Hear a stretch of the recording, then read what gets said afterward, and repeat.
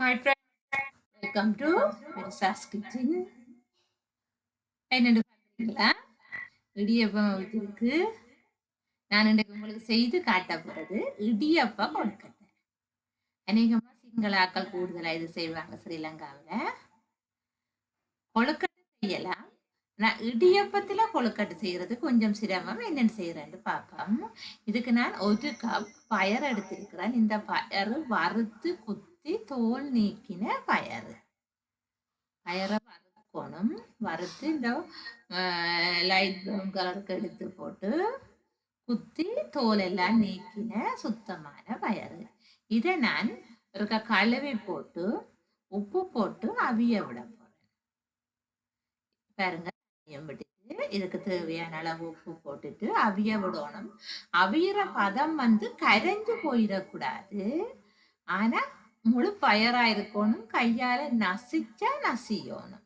பாருங்க, நான் தண்ணி இல்லாமலுக்கு எடுத்திருக்கிறேன். தண்ணி இருந்தா இடியப்பம் பிஞ்சு போயிடும். நீங்க தண்ணி இல்லாம எடுத்துக்கொள்ளுங்க. நசிச்சா நசியணும். ஆனா பயறு முழுசா தெரியணும். பயறு நல்லா கரைஞ்சிட்டுண்டா கலகாண்டுக்கு இந்த தண்ணி மாதிரி வந்துடும். அப்புறம் இடியப்பத்தை பிச்சு கொண்டிருக்கும். உங்களுக்கு கஷ்டமா இருக்கும். இதுக்கு 4 ஏலக்காய் குச்சி போட்டிருக்கிறேன். அடுத்தது பாதி தேங்காய் திருவி வச்சிருக்கிறேன். 4 ஏலக்காய், பாதி தேங்காய், 1/2 கப் சர்க்கரை. 1 கப் பயருக்கு 1/2 கப் சர்க்கரை எடுத்திருக்கிறேன். நீங்க பார்த்துட்டு உங்களுக்கு சுவை இன்னும் கொஞ்சம் கூட தேவையாயிருந்தா இன்னும் கொஞ்சம் சர்க்கரை சேர்த்துக்கொள்ளுங்க. சுகர் சேர்க்காதீங்க. சுகர் சேர்த்தோம்னா நாங்க அதுக்குள்ள கிள்ளி வைக்க அது சுகர் எப்பவும் தண்ணியா போய் ஈரமா போய் கொண்டிருக்கும், கரைஞ்சோண்டு. அப்போ இடியப்பத்தை பிக்க பார்க்கும்.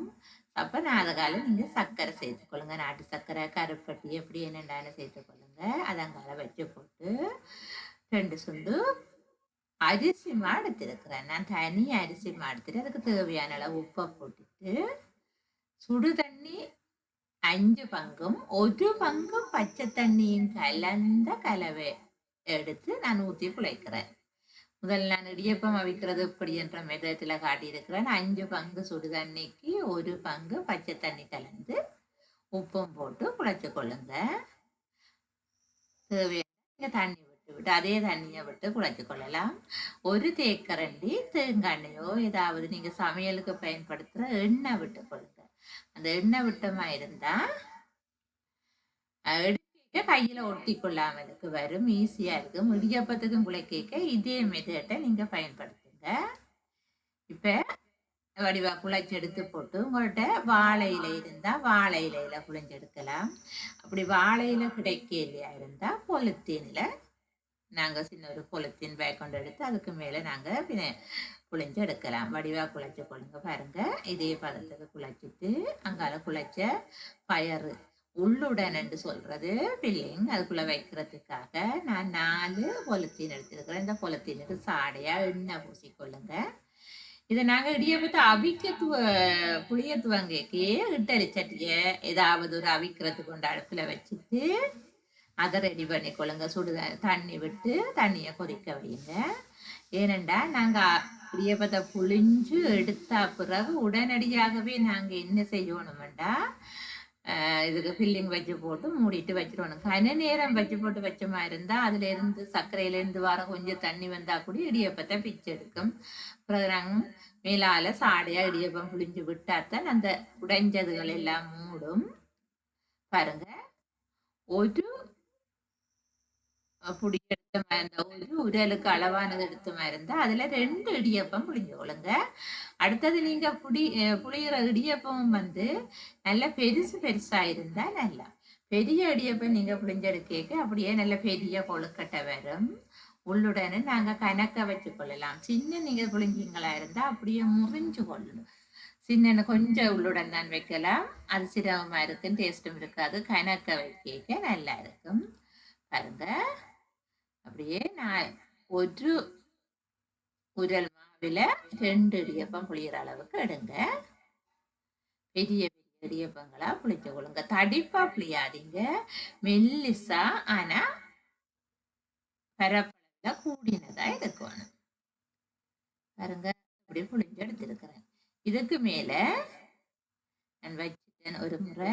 அடுத்ததை காட்டுறேன். இப்ப நீங்க புளிஞ்சு எடுத்து போட்டு பாருங்க எப்படி இருக்கணும்டா. இவ்வளவு பெரிய இடியப்பமா இருக்கணும். பெரிய இடியப்பமா இருந்ததுன்னா தான் உங்களுக்கு நல்ல. அடுத்தது இந்த பயரை நீங்க வைக்க நடுவில் வைக்காதீங்க. நடுவில் வச்சீங்கன்னா உங்களுக்கு மூடைக்கு நடுவால பிய்ய பார்க்கும்.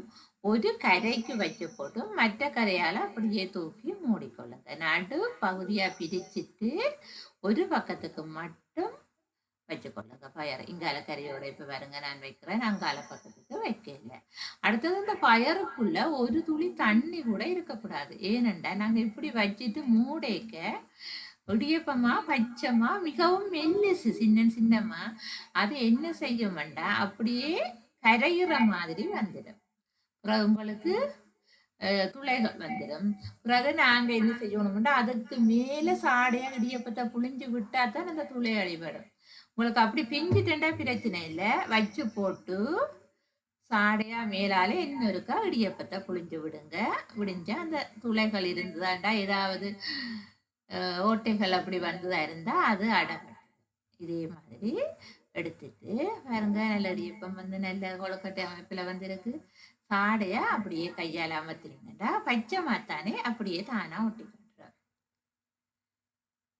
அடுத்தது நான் இட்டலி தட்டை வச்சு போட்டு இட்டலி சட்டியை அடுப்புல வச்சு போட்டு தட்டை வச்சிருக்கிறேன். அந்த தட்டை எடுத்து எண்ணெய் பூசிட்டு அந்த தட்டுக்கு மேல இதை அப்படியே கவிட்டு வச்சு விட்டோம்னா சரி. வச்சுட்டு வைக்க பொலித்தீனை நீங்க எடுத்து விட்டீங்கன்னா சரி.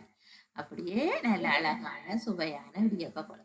இந்த இடியப்ப கொழுக்கட்டை எங்க பாருங்க அந்த சாடியா பிஞ்சுது அப்படி பின்பக்கத்தால பிஞ்சு வரும். அப்படி பிஞ்சு வந்துதான் இருந்தா நீங்க என்ன செய்யுங்கடா அதுக்கு மேலால இடியப்பொருளால சாடையா இடியப்பத்தை புளிஞ்சு விட்டீங்களா இருந்தா அப்படியே அது அடபட்டுடும். அப்போ உங்களுக்கு ஈஸியா இருக்கும். அந்த தட்டுல எண்ணெய் பூசுங்க. இதுல ஒரு 3 அல்லது 4 வைக்கலாம். இலகுவா இருக்கும்ன்றதுக்காக நான் இப்ப உங்களுக்கு 2 வச்சு காட்டுறேன். இங்க பாருங்க. இதை அப்படியே கவிட்டு அதுக்கு மேல வச்சுட்டு பொலித்தீனை எடுத்துக்கொள்ளலாம்.